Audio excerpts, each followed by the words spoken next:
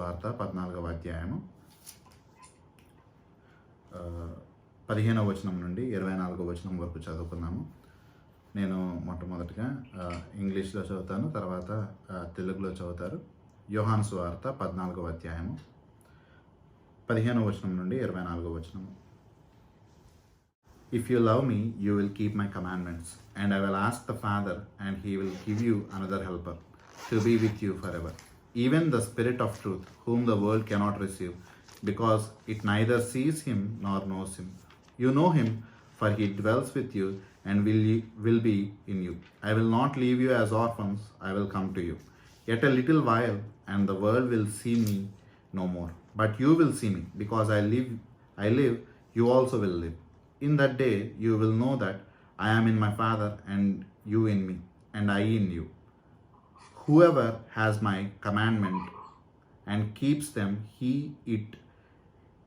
it is who loves me. And he who loves me will be loved by my Father, and I will love him and manifest myself to him.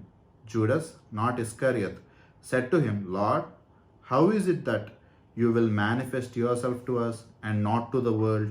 Jesus answered him, If anyone loves me, he will keep my word, and my Father will love him, and he will come to him and make our home with him. Whoever does not love me does not keep my words, and the word that you hear is not mine, but the Father's who sent me. ఈ వాక్యంని తెలుగులో కూడా చదువుతున్నాను. మీరు నన్ను ప్రేమించిన ఎడల నా ఆజ్ఞలను గైకొందురు. నేను తండ్రిని వేడుకొందును, మీ వద్ద ఎల్లప్పుడూ ఉండుటకై ఆయన వేరొక ఆదరణకర్తను, అనగా సత్య స్వరూపియగు ఆత్మను మీకు అనుగ్రహించును. లోకము ఆయనను చూడదు, ఆయనను ఎరుగదు గనుక ఆయనను పొందనేరదు. మీరు ఆయనను ఎరుగుదురు, ఆయన మీతో కూడా నివసించును, మీలో ఉండును. మిమ్మల్ని అనాథలుగా విడువను, మీ యొద్దకు వత్తును. కొంతకాలమైన తరువాత లోకము నన్ను మరి ఎన్నడూ చూడదు.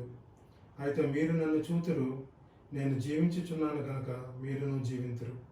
నేను నా తండ్రి యందును, మీరు నా యందును, నేను మీ యందును ఉన్నామని ఆ దినమున మీరు ఎరుగుదురు. నా ఆజ్ఞలను అంగీకరించి వాటిని గైకొనువాడే నన్ను ప్రేమించువాడు. నన్ను ప్రేమించువాడు నా తండ్రి వలన ప్రేమింపబడును. నేనును వానిని ప్రేమించి వానికి నన్ను కనపరుచుకుందునని చెప్పాను. ఇస్కరియోతు కాని యోధ, ప్రభువా, నీవు లోకమునకు కాక మాకు మాత్రమే నిన్ను నీవు కొనుటకేమి సంభవించినని అడుగుగా, యేసు, ఒకడు నన్ను ప్రేమించిన ఎడల వాడు నా మాట గైకొనును. అప్పుడు నా తండ్రి వానిని ప్రేమించును. మేము వాని యొద్దకు వచ్చి వాని యొద్ద నివాసము చేతుము. నన్ను ప్రేమింపని వాడు నా మాటలు గైకొనడు. మీరు వినుచున్న మాట నా మాట కాదు, నన్ను పంపిన తండ్రిదే. Thank you. సో ఈ యొక్క సమయంలో మనము ప్రార్థన చేసుకుని దేవుడు మనల్ని నడిపించవలసిందిగా కోరుకుంటూ ఉన్నాము. అందరు కళ్ళు మూసుకున్నట్టయితే ప్రార్థన చేసుకుని వాక్యంలోనికి వెళ్ళిపోదాము. మా ప్రియ పరలోకపు తండ్రి, దేవా, నీ యొక్క ఘనమైన నామానికి వందనములు, మీకే వేలాది వందనములు, స్తుతులు, స్తోత్రములు తండ్రి. గడిచిన ఆరాధన సమయం అంతటికీ నీకు స్తుతులు చెల్లించుకుంటున్నామయ్యా. నడిపించిన దాన్ని బట్టి నీకు వేలాది వందనములు తండ్రి. తండ్రి, నువ్వు చేరతీసిన ప్రతి ఒక్కరిని బట్టి నీకే స్తుతులు చెల్లించుకుంటున్నామయ్యా. తండ్రి, యొక్క సమయంలో నీ యొక్క వాక్యముని ధ్యానించుకోవటానికి మేము సిద్ధపడుతూ ఉండగా తండ్రి, మాతో నీవు మాట్లాడము దేవా. తండ్రి, అల్పుడు నేను నన్ను జ్ఞాపకం చేసుకోండి, నాలో ఎటువంటి మంచి లేదయ్యా. నీ యొక్క పరిశుద్ధుల మధ్యన ఒప్పుకొనుచున్నాను తండ్రి. కృప చూపించి సహాయంగా తోడుగా ఉండమయ్యా. నన్ను నీ యొక్క నోటిబోరుగా వాడుకొను తండ్రి. నీ యొక్క వాక్యముని నీ యొక్క బిడ్డలకు విశ్వాసంగా అందించువాడిగా నన్ను ఉంచుము దేవా. తండ్రి, నాటబడిన వాక్యము దుష్టుడు దొంగిలించుకుపోకుండా కాపాడము తండ్రి. దేవా, నీవే ఆ యొక్క నాటబడిన వాక్యమును తండ్రి నీరు పోసి ఫలింపచేయము, సహాయం చేయమయ్యా. తండ్రి, హృదయాంతర్యములు ఎరిగిన దేవా తండ్రి, ప్రతి ఒక్కరి యొక్క హృదయం ఎరిగిన తండ్రి. తండ్రి, ఎవరైతే ఎటువంటి సమాధానాలు కోరుకుంటున్నారో దేవా, ఎటువంటి విధంగా నీ వైపు చూస్తున్నారో తండ్రి, నీవే వారితో మాట్లాడుకున్నాము తండ్రి. దేవా, నీవే మమ్మల్ని నడిపించమని దేవా, జరగబో సమయాన్ని నీ యొక్క పరిశుద్ధ హస్తములను సమర్పించుకుంటూ తండ్రి, నీవే నడిపించమని కోరుకుంటూ యేసే వారి దివ్యమైన నామములో ప్రార్థన చేస్తూ వేడుకుంటున్నాము తండ్రి. ఆమేన్. సో సో గత వారము మనము యోహాను సువార్త 14వ అధ్యాయము 14 వచనం వరకు ధ్యానించుకున్నాము. సో ఏం జరిగింది అని చెప్పేసి క్లుప్తంగా ఇంకొకసారి జ్ఞాపకం చేసుకున్నట్టయితే, సో ఈ యొక్క సంగతులు ఈ పస్కా పండుగ ముందు రోజున యేసుక్రీస్తు ప్రభువారు సిలువ వేయబడిన ఆ యొక్క ముందు రోజున జరగటము మనకి కనిపిస్తుంది. సో యేసుక్రీస్తు ప్రభువారు సిలువ వేయబడే ఆ యొక్క మంచి శుక్రవారం ముందు రోజు ఆ యొక్క సాయంకాలపు సమయమున ఈ యొక్క సంగతులు జరుగుతున్నట్టు మనకి వాక్యంలో కనిపిస్తుంది. సో ఆ దినమున యేసుక్రీస్తు ప్రభువారు తన యొక్క శిష్యులను తీసుకుని ఆ యొక్క మేడ మీద గది మీద పస్కా పండుగ రొట్టెని పూజించడానికి ఆయన కూర్చుండి ఉన్నప్పుడు ఆయన వారి యొక్క పాదములు కడగటము, యోధా ఇస్కరియోతు పాదములు కూడా కడగటము, యోధా ఇస్కరియోతును అక్కడి నుండి వెళ్ళిపోమని చెప్పంగానే యోధా ఇస్కరియోతు అక్కడి నుండి ఆయన ఏదైతే ద్రోహం తలపెట్టాలో ఆ యొక్క పనిని చేయటానికి అక్కడి నుండి వాళ్ళని విడిచిపెట్టి వెళ్ళిపోవటం మనకు అక్కడ కనిపిస్తుంది. ఎప్పుడైతే యోధా ఇస్కరియోతు అప్పుడు వెళ్ళిపోయాడో యేసుక్రీస్తు ప్రభువారు ఇంకా శిష్యులతో గడిపే ఆ యొక్క కొద్ది క్షణములు, ఆ యొక్క కొద్ది సమయంలో ఎంతో అమూల్యమైన ఎంతో అవసరమైన సంగతులను వారికి బోధిస్తూ ఉంటారు. ఆ యొక్క క్రమంలోనే వారికి చెప్పబడిన విషయాలు కొన్ని ఏంటంటే, మీలో ఒకడు నన్ను అమ్మివేయబోతూ ఉన్నాడు, నన్ను మోసం చేయబోతూ ఉన్నాడు అని చెప్పేసి యోధా ఇస్కరియోతు గురించి చెప్పి ఉన్నారు. పేతురు గారి గురించి కూడా మీలో ఒకడు సిలువై ఆ యొక్క పొద్దుకోక ముందే 3 సార్లు నేను ఎవరో ఎరగనని చెప్పేసి 3 సార్లు అబద్ధమాడతాడని పేతురు గారి గురించి చెప్తూ ఉన్నారు. సో పేతురు గారు దానికి ముందే, దేవా నేను నీ కొరకు ఎక్కడికైనా వెంబడిస్తాను, మరణానికి కూడా వెంబడించేవాడిగా ఉంటాను అని చెప్పేసి చెప్పటము. అప్పుడు యేసుక్రీస్తు ప్రభువారు, నువ్వు నన్ను మరణానికి కూడా వెంబడించుతావా, చివరిదాకా వెంబడిస్తావా, నేనెవరో ఎరగనని చెప్పి నువ్వు 3 సార్లు అబద్ధం ఆడతావని చెప్పి చెప్పంగానే ఒక్కసారి ఒక రకమైన అయోమయము, ఒక రకమైన బాధ, ఆందోళన అక్కడున్న మనుషుల్లో, అక్కడున్న శిష్యుల్లో మొదలైపోయింది. ఎందుకంటే యేసుక్రీస్తు ప్రభువారు ఇంకా చనిపోబోతున్నారు, శిష్యులను విడిచి వెళ్ళిపోబోతున్నారని చెప్పేసి మొట్టమొదటిగా వాళ్ళకి తెలియపరచడము. అదేవిధంగా మీలో కొంతమంది నన్ను విడిచిపెట్టి వెళ్ళిపోతారు, మీరు నన్ను మోసం చేస్తారు, నేను ఎవరో ఎరగనని చెప్పి అబద్ధం ఆడతారు. ఒక్కసారి నన్ను ఇక్కడ మన యోహాను సువార్తలో చూడంగానే, మత్తయి, మార్కు, లూకా సువార్తలో మనం ఏం చూస్తామంటే, కాపరిని కొట్టగా ఆ యొక్క మందంతియు చెల్లాచెదిరైపోయిద్ది అన్న మాట మనకు అక్కడ కనిపిస్తూ ఉంటుంది. యేసుక్రీస్తు ప్రభువాన్ని పట్టుకోగానే శిష్యులందరూ ఎటోళ్ళట్టు పారిపోయిన వారిగానే అక్కడ మనకి కనిపిస్తూ ఉంటారు. ఈ యొక్క సంగతులన్నీ తెలియంగానే వాళ్ళు ఒక రకమైన ఆందోళనలో వాళ్ళు మునిగిపోవటము మనకి కనిపిస్తుంది. అటువంటి పరిస్థితుల్లో వాళ్ళు ఒక చింతలోనికి మునిగిపోగా యేసుక్రీస్తు ప్రభువారు వారికి అక్కడ 14వ అధ్యాయంలో ఒక నిరీక్షణ, ఒక ఆనందాన్ని కలగచేసే కొన్ని మాటలు చెప్తూ ఉన్నారు. అదేవిధంగా కొన్ని వాగ్దానములు చేస్తూ ఉన్నారు. సో అది మనం గత వారం చూసుకుంటూ ఉన్నాము. సో దాని యొక్క క్రమంలోనే యేసుక్రీస్తు ప్రభువారు వారికి ఇచ్చిన వాగ్దానములు ఏంటి అంటే, మొట్టమొదటిగా పరలోకము గూర్చిన వాగ్దానము యేసుక్రీస్తు ప్రభువారు వారికి ఇచ్చి ఉన్నారు. మీ కొరకు నేను ఆ యొక్క పరలోకములో ఒక స్థలము సిద్ధపరచుదును, అక్కడ చాలా స్థలములు ఉన్నాయి, మీ కొరకు నేను తండ్రి యొక్క గృహములో ఒక స్థలమును సిద్ధపరచెదను అని చెప్పి వారికి ఒక వాగ్దానం ఇచ్చి ఉన్నారు. దాని తర్వాత ఇంకొక వాగ్దానము, వారికి ఊరటనిచ్చే వాగ్దానము, మీరు ఏమడిగినా నా యొక్క నామములో మీకు అది ఖచ్చితంగా అనుగ్రహించదను అని చెప్పేసి దేవుడి యొక్క వాక్యంలో మనకి ఆయన ఒక వాగ్దానం ఇచ్చినారు. ఈ యొక్క మాటలతో మనం గత వారము ముగించుకున్నాము. 14వ వచనంలో ఏమని ఉంటుందంటే, నా నామమున మీరు నన్నేమి అడిగినను నేను చేతును. దీని యొక్క నిజమైన అర్థము ఏంటి అంటే, గత వారం మనం చూసుకున్నది, ఆయన యొక్క నామములో అడుగుట అంటే మన యొక్క హృదయములో లేదా మనుషుల యొక్క అల్పమైన జ్ఞానంలో లేదా వారికి ఉన్న ఆ యొక్క కోరికలతో అడిగేది కాదు.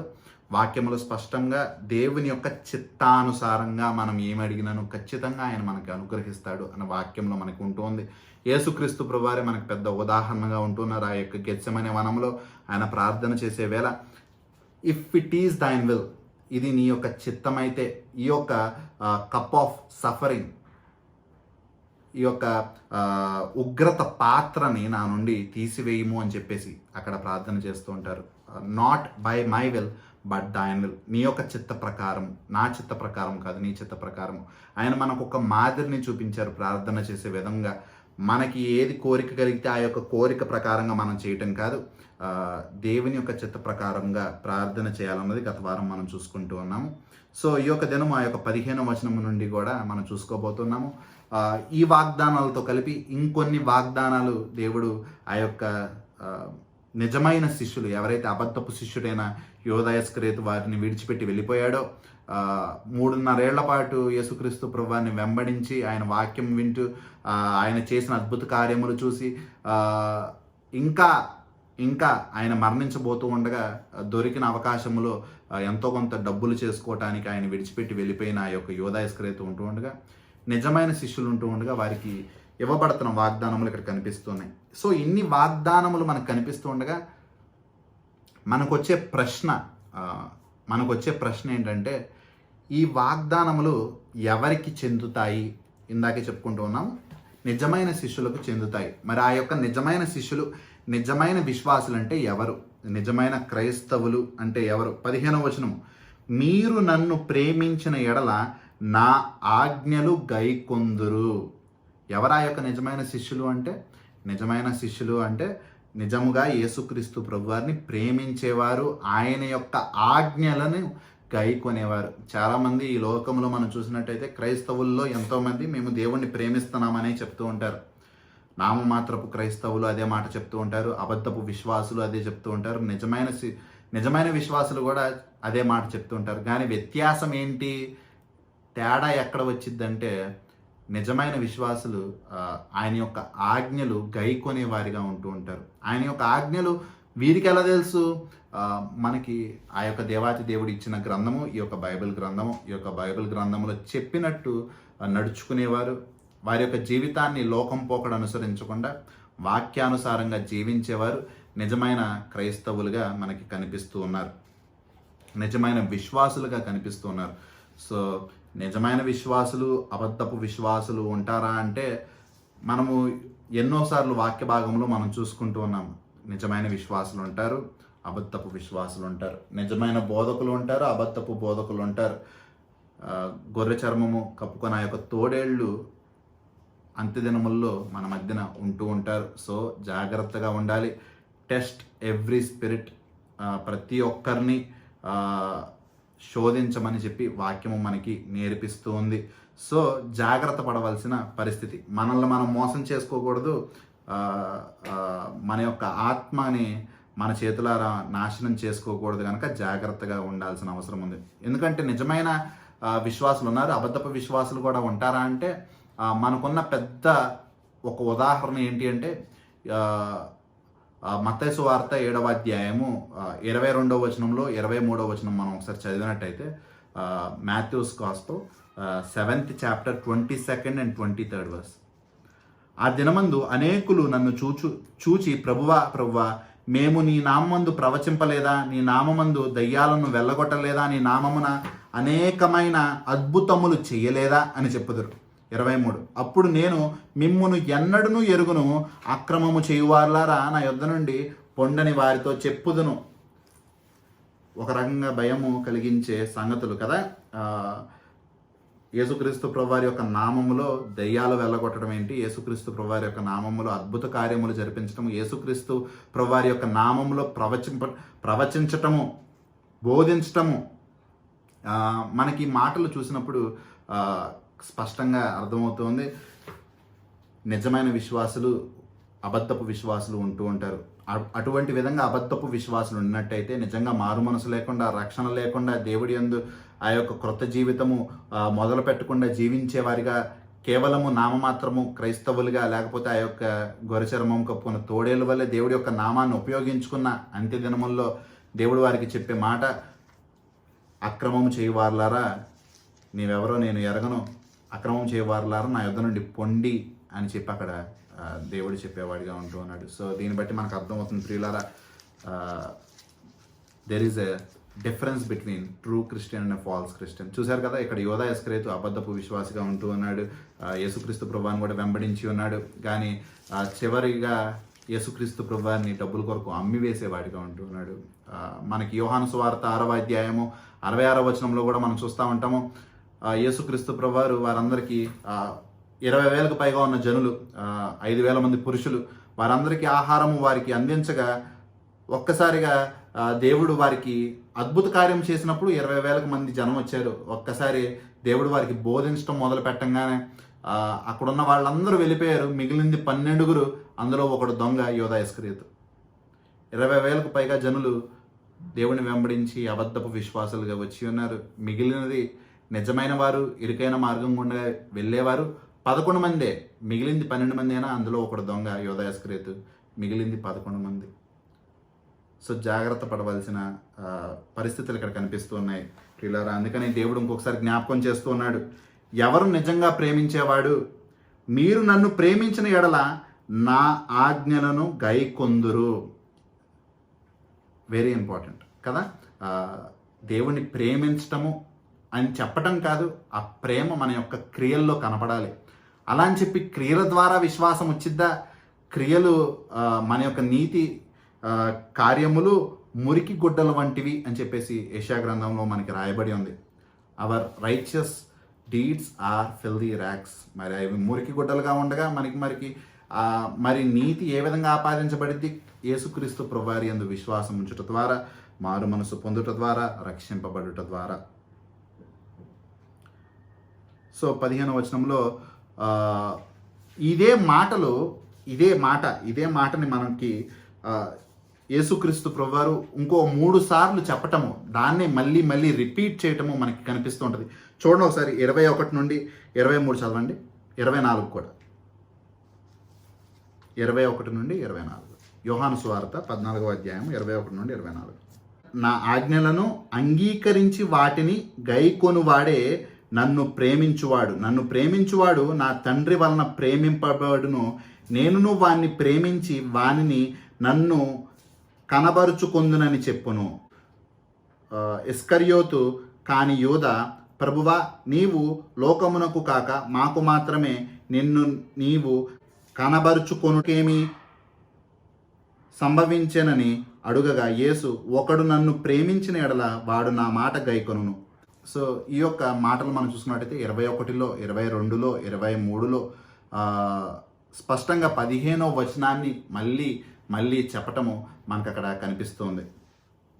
దీనికి ఉదాహరణ మనకి ఎవరు అంటే యేసుక్రీస్తు ప్రభువారే కదా. యేసుక్రీస్తు ప్రభువారు నిజముగా దేవాతి దేవుడు. యేసుక్రీస్తు ప్రభువారు నిజంగా తండ్రిని ప్రేమిస్తూ ఉన్నారు కనుక హీ హాజ్ ఒబేయిడ్.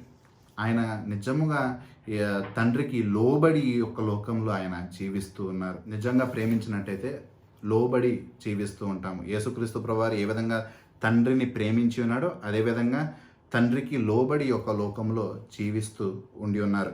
అదేవిధంగా మనం కూడా if we truly love Jesus Christ then we will truly obey to his word. నిజంగా మనము యేసుక్రీస్తు ప్రభువారిని ప్రేమించినట్టయితే మనం ఆయన యొక్క వాక్యముకు లోబడే వారిగా ఉంటూ ఉంటాము. కొత్తగా ఏ వాక్యానికి లోబడాలి అని చెప్పేసి మనము ఎక్కడో వెతకాల్సిన అవసరం లేదు. ప్రతి ఒక్క గృహములో, ప్రతి ఒక్కరి చేతుల్లో, ప్రతి ఒక్కరి దగ్గర అందుబాటులో ఉన్న ఈ యొక్క వాక్యము దేవుని యొక్క దైవావేశము ద్వారా కలిగిన లేఖనములుగా ఉంటూ ఉన్నాయి. తిమోతి గ్రంథం 3:16 ప్రకారం. సో ఈ యొక్క దేవుడి యొక్క వాక్యముని మనందరము లోబడుట అన్నది మన యొక్క ప్రేమని వ్యక్తపరిచేదిగా ఉంటుంది. మీకు వ్యక్తిగతంగా ఎవరికి విడిచిపెట్టే ప్రశ్న అది. మీరు నిజంగా దేవుణ్ణి ప్రేమిస్తున్నారని చెప్పేసి మీరు భావిస్తున్నారా, మీరు అనుకుంటూ ఉన్నారా? మిమ్మల్ని మీరు ప్రశ్నించుకునే విషయం ఏంటంటే నిజముగా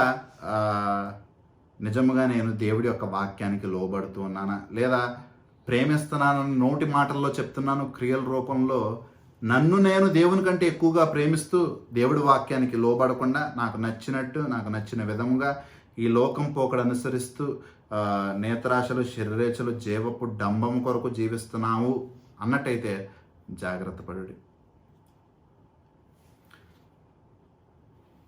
ఇక్కడ ఈ యొక్క అధ్యాయం ఇదే మాటలో యోహాను సువార్త 14వ అధ్యాయము 15వ వచనంలో చూసినట్టయితే, నన్ను ప్రేమించిన ఎడల నా ఆజ్ఞలను గైకొందురు. ఏదైతే ఒబీడియన్స్ ఇక్కడ యోహాన్ గారు వారికి నేర్పిస్తున్నారో ఇది ఈయన యొక్క సువార్తలోనే కాదు, ఆయన యొక్క పత్రికల్లో కూడా మనకు కనిపిస్తూ ఉంటుంది. ఒకసారి మొదటి యోహాను తిప్పినట్టయితే, మొదటి యోహాను 2వ అధ్యాయంలో 1 John 2nd chapter 3rd verseలో ఉంటుంది చూడండి. మరియు మనం ఆయన ఆజ్ఞలను గైకొనిన ఎడల దీని వలననే ఆయనను ఎరిగి ఉన్నామని తెలుసుకొందుము. How can someone say that we know God? చాలామంది చెప్తూ ఉంటారు కదా, మేము దేవుణ్ణి ఎరిగి ఉన్నామండి, మేము క్రైస్తవులమండి, మేము దేవుణ్ణి యేసుక్రీస్తు ప్రభువారిని వ్యక్తిగతంగా తెలుసుకున్నామండి, దేవుణ్ణి అంగీకరించామండి. ఈ విధంగా చెప్పినప్పుడు మనకి లేదా వాళ్ళని వాళ్ళు కన్ఫర్మ్ చేసుకోవటానికి, అంటే ఇది నిజమా అబద్ధమా, వాళ్ళు ఎంతవరకు నిజముగా దేవుని వెంబడించారని చెప్పి వారిని వారు వ్యక్తిగతంగా మోసం చేయకుండా, చుట్టుపక్కల వారిని మోసం చేయకుండా వాళ్ళకి వాళ్ళు వేసుకోవాల్సిన ప్రశ్న ఏంటి అంటే, ఇక్కడ మొదటి యోహాను 2:3లో కూడా ఉంటుంది, మనం ఆయన ఆజ్ఞలను గై కొనిన ఎడల, నిజముగా యేసుక్రీస్తు ప్రభువారు చెప్పిన విధంగానే మనం జీవిస్తూ ఉన్నామా? యేసుక్రీస్తు ప్రభువారు చెప్పినట్టు మన యొక్క పొరుగు వారిని మనం ప్రేమించగలుగుతూ ఉన్నామా? యేసుక్రీస్తు ప్రభువారు చెప్పినట్టు మనం క్షమించుకోగలుగుతూ ఉన్నామా? యేసుక్రీస్తు ప్రభువారు చెప్పినట్టు ఈ లోకానికి లేదా ఈ యొక్క లోకము లేదా ధనం యొక్క ప్రేమ మన యొక్క హృదయంలో లేకుండా తండ్రి యొక్క ప్రేమ మాత్రమే ఉందా? యేసుక్రీస్తు ప్రభువారు చెప్పినట్టు నిజంగా దేవుని యొక్క నామం కొరకు ఈ యొక్క లోక దిగంతముల వరకు వెళ్ళి సువార్త ప్రకటించగలుగుతున్నామా? దేవుని యొక్క పనిలో పాలు పంచుకోగలుగుతున్నామా? దేవుణ్ణి ఎందరికో పంచగలుగుతున్నామా? ఆయన పోలికలో జీవించమంటూ ఉండగా ఆయన ఏ విధంగా జీవించాడో ఆ విధంగా జీవించడానికి ప్రయత్నిస్తూ ఉన్నామా? ఆయన ఆజ్ఞలను గైకొంటూ ఉన్నామా? అది నిజంగా మనకి ప్రేమ ఉండినట్టయితే ఆ విధంగా గైకొంటామని మనకి చెప్తూ ఉన్నారు. 4వ వచనం చూడమ్మా, అదే మొదటి యోహాను 2వ అధ్యాయము 4వ వచనం. ఆయనను ఎరిగి ఉన్నానని చెప్పుకొనుచు ఆయన ఆజ్ఞలను గైకొనని వాడు అబద్ధికుడు, వానిలో సత్యము లేదు. 5-6 కూడా చదువు. ఆయన వాక్యము ఎవడు గైకొనునో వానిలో దేవుని ప్రేమ నిజముగా పరిపూర్ణమాయను. ఆయన యందు నిలిచియున్నవాడని చెప్పుకొనువాడు ఆయన ఎలాగు నడుచుకొనునో అలాగే తనను నడుచుకొన బోధకుడై ఉన్నాడు. మనం ఆయన ఎందున్నామని దీని వలన తెలుసుకొనవచ్చును. మనము యేసుక్రీస్తు ప్రభువారిలో ఉన్నామని, ఆయన యొక్క సార్వత్రిక సంఘములో భాగస్థులమని, ఆయన యొక్క శరీరములో ఆయన మన నిజమైన శిరస్సై ఉన్నాడని, ఆయన యొక్క పరలోక రాజ్యపు వారసులమని, ఆయనని తండ్రి అబ్బా ఫాదర్ అని పిలిచే అర్హత కలిగి ఉన్నామని, మారు మనసు ఉందని, రక్షణ ఉందని చెప్పి ఏ విధంగా తెలుసుద్ది? When we obey, when we listen to his word. ఆయన యొక్క వాక్యము వినేవారిగా, ఆ వాక్యము యందు జీవించేవారిగా, వాక్యాన్ని జీవించేవారిగా ఉండినట్టయితే that's a confirmation for us. లేనిచో చెప్తున్నాం కానీ ప్రేమిస్తున్నాం అంటూ ఉన్నాం కానీ ఆయన వాక్యముని చేయలేని వారిగా మనం ఉన్నట్టయితే బాధపడాల్సిన విషయము, వాక్యము మనల్ని అబద్ధికులుగా పిలుస్తుంది. జాగ్రత్త పడవలసిన విషయము ప్రియులారా. ఎందరో ఫర్ ఎగ్జాంపుల్ మెనీ డినామినేషన్స్ కూడా వేరు వేరు డినామినేషన్లో కానీ లేదా వేరు వేరు విశ్వాసాల్లో క్రైస్తవ్యంలోనే ఇందువలన క్రియలు కనిపించాల్సిన అవసరం ఉంటూ ఉంది కనుక విశ్వాసం ఉన్నా రక్షణ ఉన్నా లేకపోయినా ఎంతోమంది నటించేవారిగా ఆ యొక్క క్రియల రూపాన విశ్వాసాన్ని చూపించేవారిగా ఎందరో ఉంటూ ఉంటారు. జాగ్రత్తగా గుర్తుపెట్టుకోవాల్సింది ఏంటంటే, ఈ మాటలు జాగ్రత్తగా గుర్తుపెట్టుకోండి. దేవుడు హృదయాంతర్యాలు ఎరిగిన దేవుడుగా ఉంటూ ఉన్నాడు. మనుషులు ఏ విధంగా ఉంటారంటే, మనుషులు ఒకని యొక్క క్రియలు బట్టి మనిషిని అంచనా వేసేవారిగా ఉంటూ ఉన్నారు. ఒక మనిషి యొక్క క్రియలు బట్టి వీడి యొక్క హృదయం మంచిదా చెడ్డదా అని చెప్పేదిగా మనుషులు ఉంటూ ఉన్నారు. కానీ దేవుని యొక్క స్వభావం ఎటువంటిదంటే, మనుషుల యొక్క హృదయమును బట్టి, మనుషుల యొక్క హృదయాంతర్యమును బట్టి వాడు చేసే క్రియలు మంచివా చెడ్డవా అన్నది దేవుడి యొక్క ఉద్దేశముగా ఉంటూ ఉన్నాయి. మనుషులు క్రియలు చూసి వీడి యొక్క హృదయం మంచిదని చెప్పేవారిగా ఉంటూ ఉన్నారు. కానీ దేవుడు మాత్రము హృదయం యొక్క తలంపులను చూసి చేసే పనిని జడ్జ్ చేసేవాడిగా, దాన్ని ఆయన తీర్పు తీర్చేవాడిగా ఉంటూ ఉన్నాడు హృదయాంతర్యమును బట్టి. సో దీన్ని శుద్ధీకరించుకోకుండా, ఇక్కడ నిజముగా కార్యము లేకుండా, రాతి హృదయము మాంసము హృదయముగా మారకుండా ఎన్ని క్రియలు చేసినా అవి మురికి గుడ్డలు వంటివి అన్నది మాత్రము జ్ఞాపకం ఉంచుకోండి ప్రియులారా. సో నేను ఒకప్పుడు ఒక మాట నేర్చుకుని ఉన్నాను. ఆ మాట ఏంటంటే, delayed obedience is disobedience.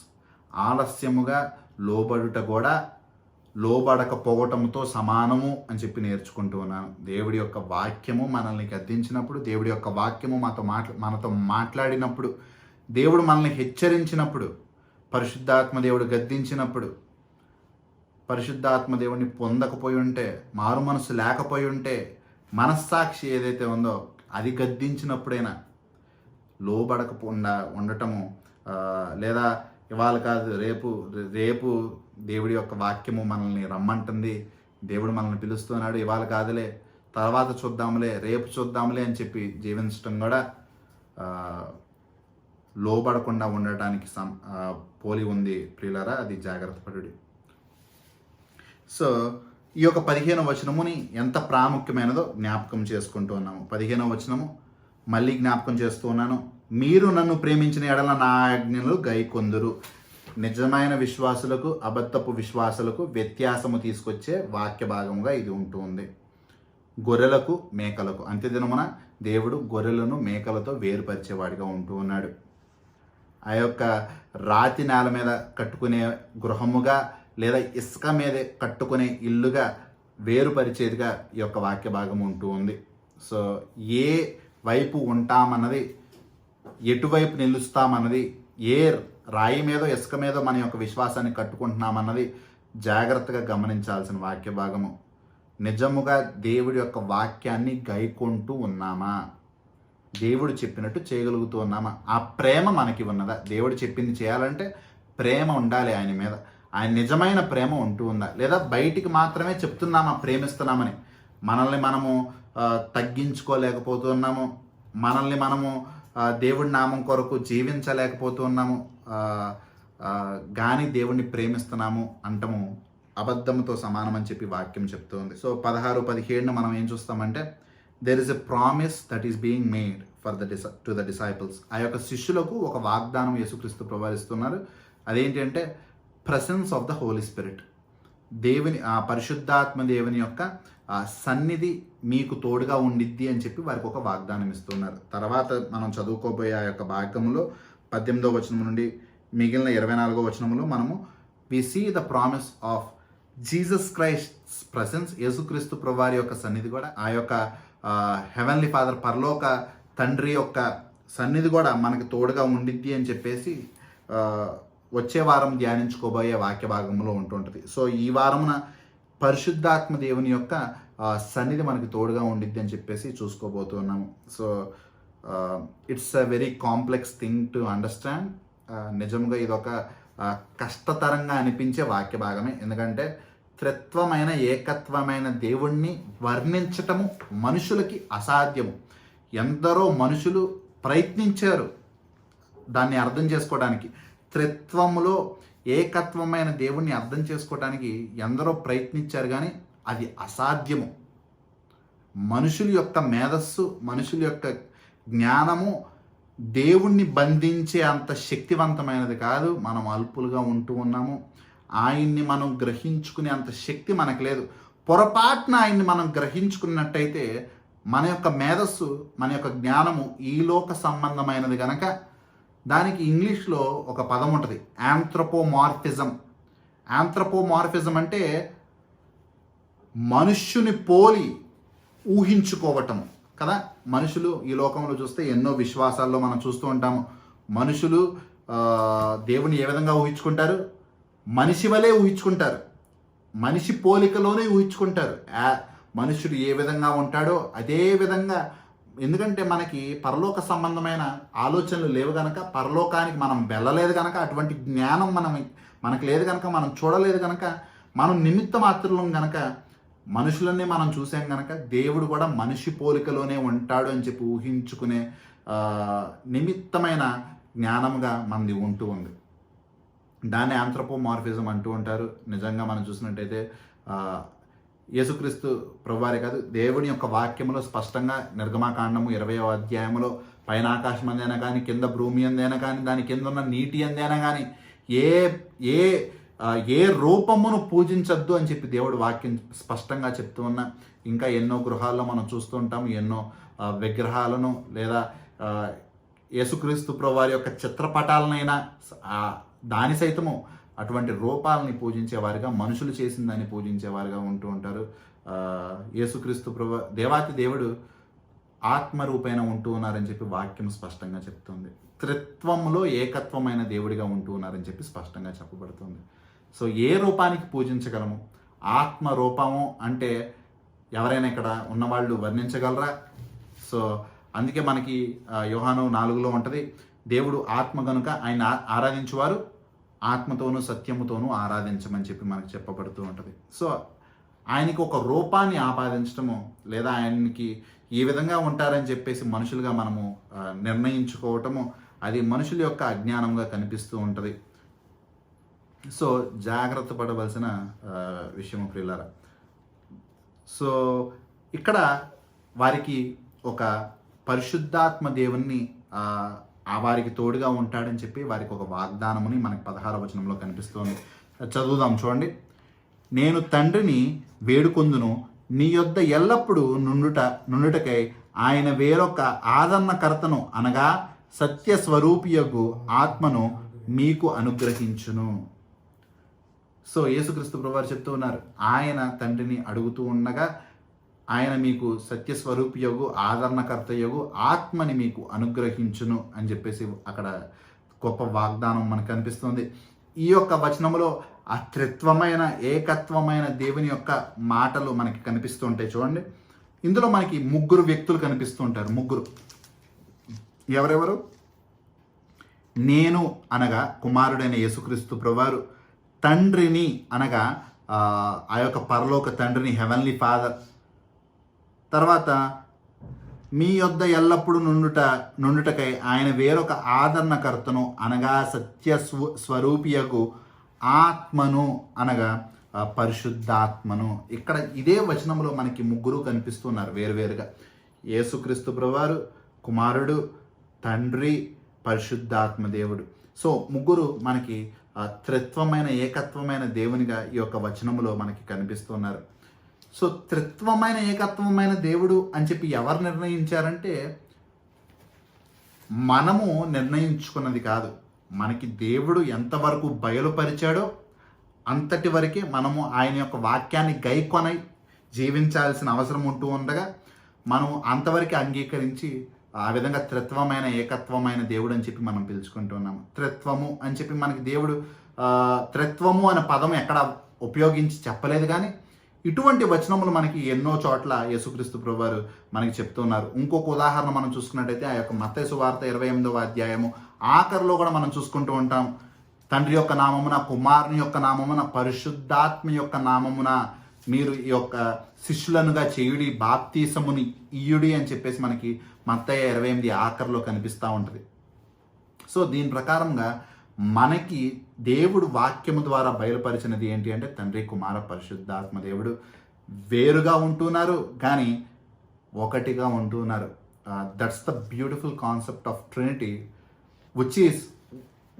which cannot be comprehended by any human level. మనుషులుగా, అల్పమైన వారిగా, దౌర్భాగ్యులుగా, పాపంలో పడి చెడి జీవించే మన వంటి అల్పులకి అర్థం చేసుకునేటువంటి గొప్ప అర్థం చేసుకోగలిగినంత సులువైన సంగతి కాదు త్రిత్వమైన ఏకత్వమైన దేవుడు అని చెప్పి అర్థం చేసుకోవటం.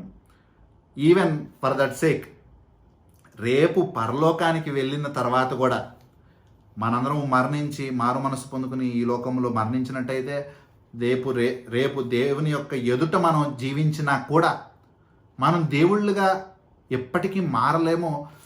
మనకు అటువంటి జ్ఞానము, దాన్ని అర్థం చేసుకుని దాన్ని బంధించుకునే అటువంటి రెవల్యూషన్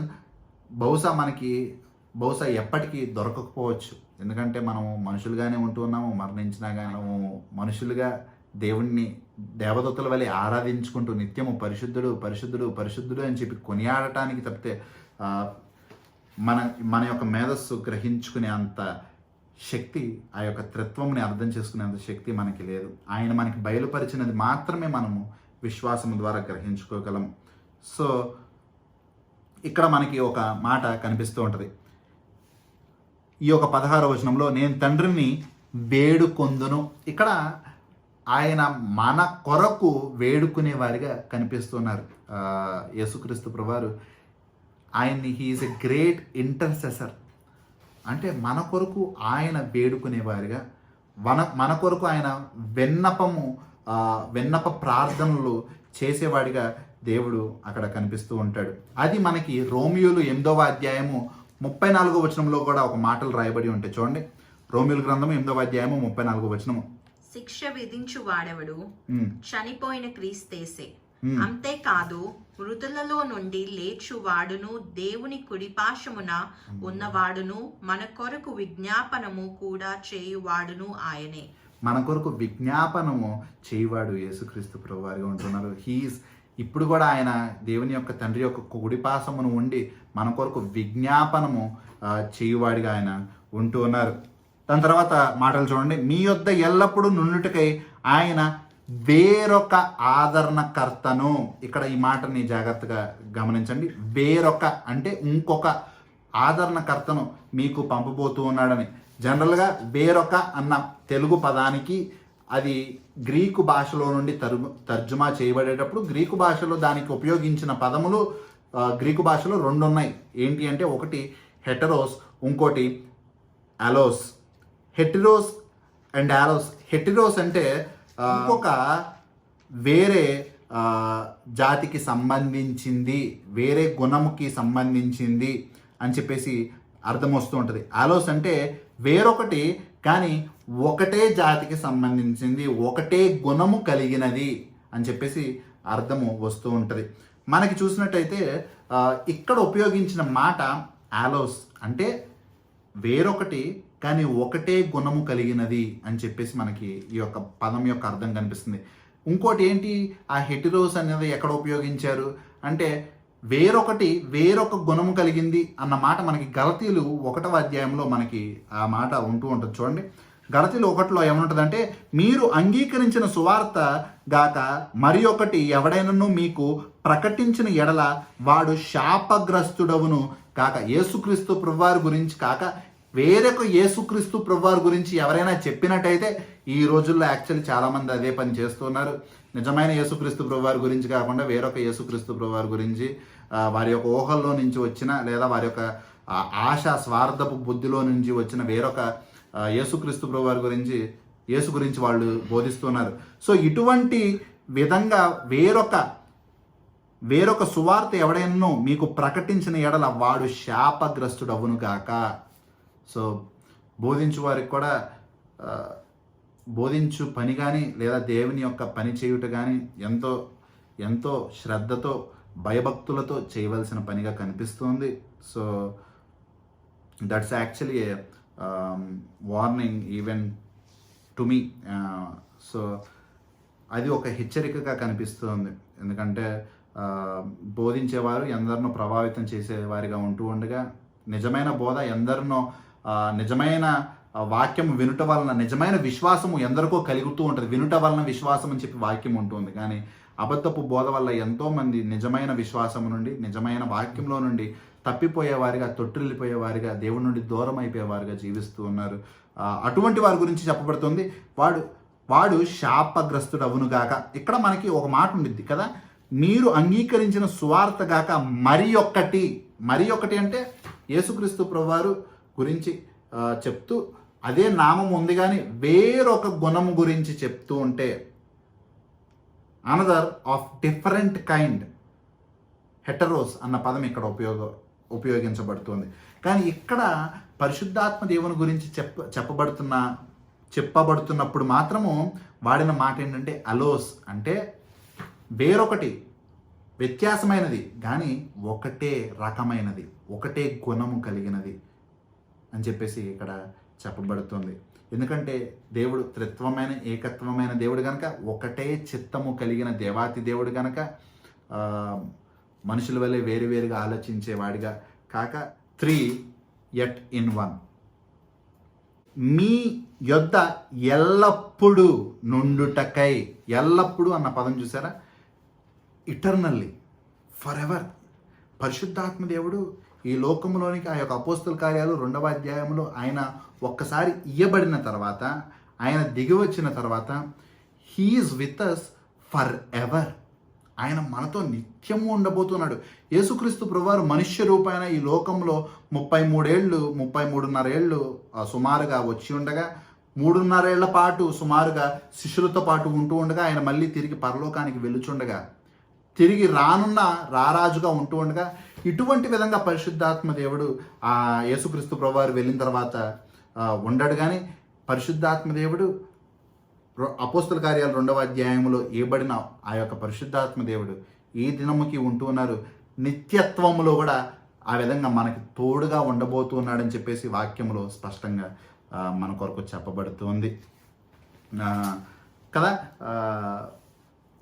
ఆఖరికి వాక్యంలో మనకి ఏమని రాయబడి ఉంటుందంటే, 1 కొరింథీయుల్లో మన యొక్క శరీరములు, మారుమనసు పొందుకున్న వారి యొక్క శరీరములు దేవుని యొక్క ఆలయములో అయి ఉన్నాయని, అది పరిశుద్ధాత్మ దేవుడు నివాసం ఉండబోతూ ఉన్నాడని మనకి అక్కడ స్పష్టంగా రాయబడి ఉంది.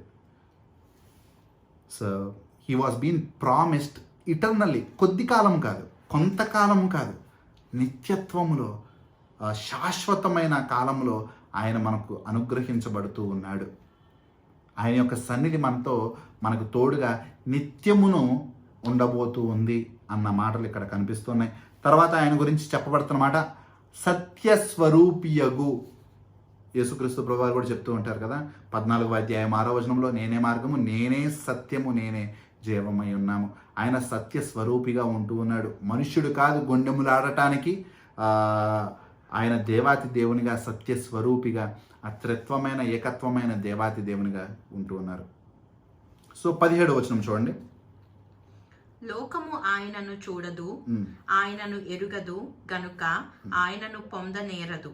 మీరు ఆయనను ఎరుగుదురు, ఆయన మీతో కూడా నివసించును, మీలో ఉండును. సో లోకము ఆయనను చూడదు, ఆయనను ఎరుగదు గనుక ఆయనను పొందనేరదు. మీరు ఆయనను ఎరుగుదురు, ఆయన మీతో కూడా నివసించును, మీలో ఉండును.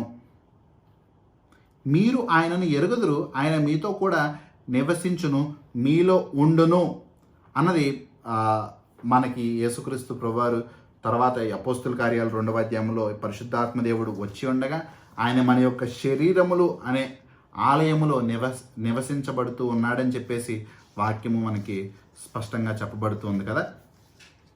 ఈయనని మనం ఎరిగి ఉండటం ఏంటి? శిష్యులకి యేసుక్రీస్తు ప్రభువారు ఈ మాటలు చెప్తున్నారు. అదే కదా, ఏమని చెప్తున్నారు? మీరు ఆయన్ని ఎరుగును అని చెప్పేసి చెప్తున్నారు.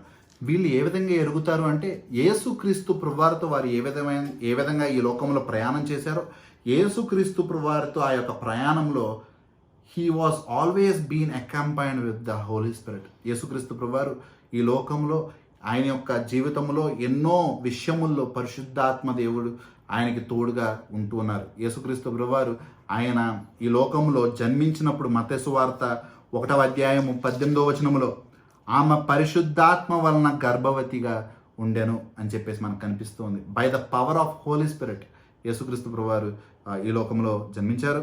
దాని తర్వాత బాప్తిసము సమయంలో కూడా మత్తయి సువార్త 3వ అధ్యాయము 16వ వచనంలో కూడా మనకి కనిపిస్తుంటుంది. చూడండి, దేవుని ఆత్మ పావురము వలె దిగి తన మీదకి వచ్చుట చూచెను. యేసుక్రీస్తు ప్రభువారు బాప్తిసము పొందిన తర్వాత పరలోకం నుండి ఒక శబ్దము, ఇతడే నా యొక్క ప్రియ కుమారుడు, ఇతని యందు నేను ఆనందించుచున్నాను.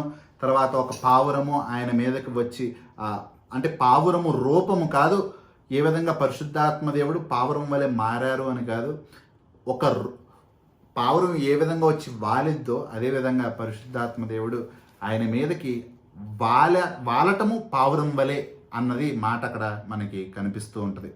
సో దాని తర్వాత యేసుక్రీస్తు ప్రభువారు శోధింపబడటానికి అరణ్యములోనికి కొనిపోబడినప్పుడు ఆత్మ ఆయనను కొనిపోబడింది అని చెప్పేసి మత్తయి సువార్త 4:1 ఉంటుంది. శోధింపబడుటకు ఆత్మ వలన అరణ్యమునకు కొనిపోబడెను.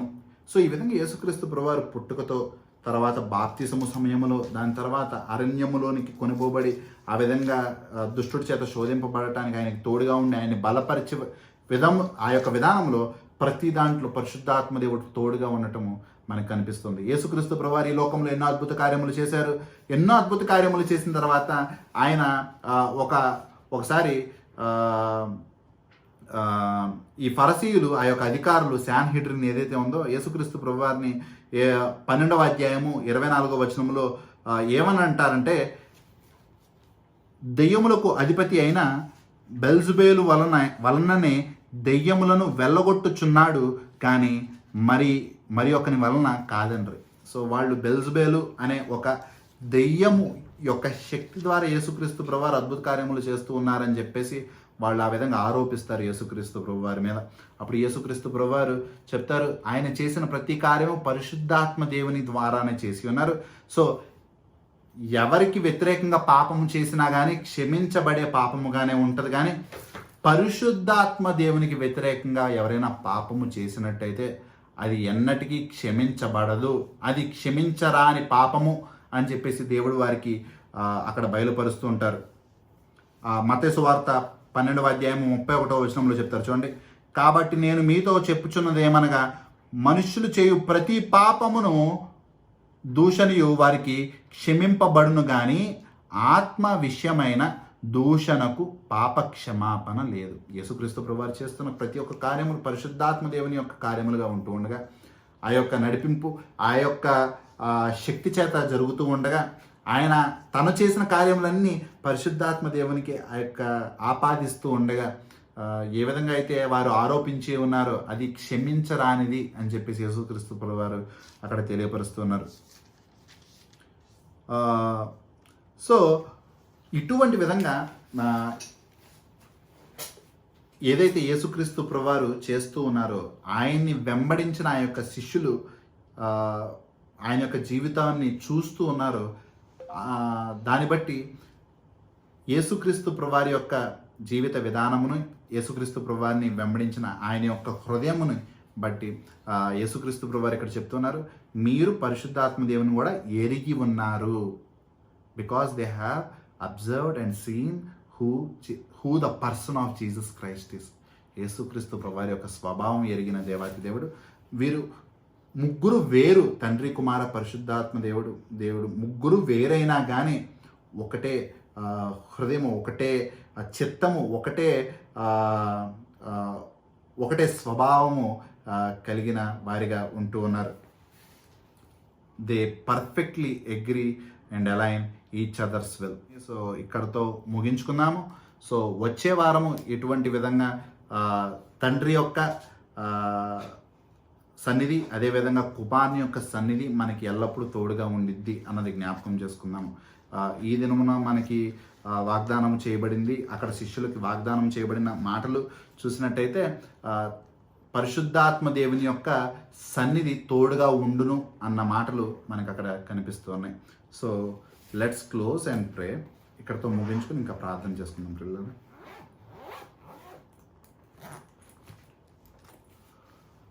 మా ప్రియ పరలోకపు తండ్రి, దేవా నీ యొక్క ఘనమైన నామానికి వందనములు, మీకే వేలాది స్తుతులు స్తోత్రములు తండ్రి. దేవా నీ యొక్క వాక్యముతో మాతో మాట్లాడి ఉన్నారు, మాకు బోధించుచున్నారు. దాని కొరకు నీకే వేలాది స్తుతులు స్తోత్రములు తండ్రి. నిజముగా దేవా మారు మనసు పొందుకున్న ప్రతి ఒక్కరికి తండ్రి నీ యొక్క ఆత్మను ఉచితంగా ఇస్తాను అన్నవయ్యా దేవా. ఆ యొక్క ఆత్మతోడే ప్రతి ఒక్క సంగతిలో, ప్రతి ఒక్క ఇబ్బందిలో, ప్రతి ఒక్క బాధ నుండి మమ్మల్ని నడిపించేదిగా ఉంటూ ఉండగా దేవా, అటువంటి గొప్ప బహుమానాన్ని తండ్రి దయచేస్తూ ఉన్నావు. దాని కొరకు నీకే వేలాది స్తుతులయ్యా తండ్రి, నీకు వేలాది వందనములయ్యా తండ్రి. అటువంటి గొప్ప అద్భుత కార్యము దేవా ఎందరో జీవితంలో నీవు జరిపిస్తూ ఉండగా దేవా, ఇంకా ఎందరో నశించిపోవారిగా దేవా, ఇంకా ఆ యొక్క పరిశుద్ధాత్మ దేవుని పొందుకొనక దేవా ఈ లోకంలో ఎన్నో ఇబ్బందుల్లో మునిగిపోతూ దేవా ఎటు నడవాలో తెలియక లోకం పోకడు అనుసరిస్తూ బ్రతుకుతుండగా సహాయం చేయండి తండ్రి. ప్రతి ఒక్కరికి దేవా అటువంటి గొప్ప మారు మనసు కలిగించి దేవా ఆ యొక్క ఆత్మని పొందుకునేవారిగా తండ్రి, ఆత్మని వెంబడించు జీవించువారిగా తండ్రి ప్రతి ఒక్కరిని మార్చుము దేవా. మా మధ్యన తండ్రి, మా యొక్క కుటుంబముల్లో, మా యొక్క స్నేహితుల్లో తండ్రి, మాకు తెలిసిన వారిలో తండ్రి ఇంకను ఎవరైతే అటువంటి మారు మనసు లేక అటువంటి రక్షణ లేక తండ్రి జీవిస్తున్నారు. దేవా కృప చూపించుము తండ్రి. ప్రత్యేకంగా చిన్న బిడ్డలను కూడా జ్ఞాపకం చేసుకున్నాము దేవా.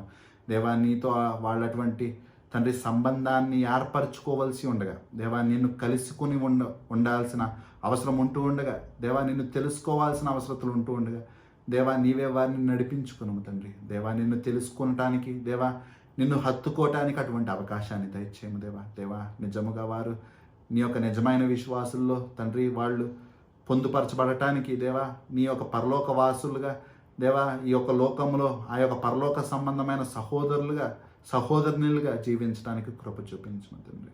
సహాయం చేయమయ్యా. ఎవరు నశించిపోకుండా కృప చూపించము తండ్రి. తండ్రి కూడి నువ్వు తీసుకొచ్చిన ప్రతి ఒక్కరిని బట్టి నీకు స్తుతులు చెల్లించుకుంటున్నామయ్యా తండ్రి. మేమందరము తగ్గించబడి నీవు మా మధ్యన హెచ్చించబడలాగా కృప చూపించము తండ్రి. దేవా వచ్చే వారం కొరకు మమ్మల్ని మేము సిద్ధపరచుకునేలాగా నాటబడిన వాక్యము తండ్రి దుష్టుడు దొంగిలించకుండా కాపాడమని మమ్మల్ని మేము నీ యొక్క పరిశుద్ధ హస్తంలోనికి సమర్పించుకుంటూ యేసయ్య వారి దివ్యమైన నామములో ప్రార్థన చేస్తూ వేడుకుంటున్నాము తండ్రి. ఆమేన్. తండ్రి యొక్క ప్రేమ యొక్క మాని యొక్క కృప పరిశుద్ధాత్మ యొక్క అన్యోన్య సహవాసం ఇప్పుడు ఎల్లప్పుడూ నిరంతరము మనందరికీ తోడుగా ఉండను గాక. Amen. Praise the lord brother.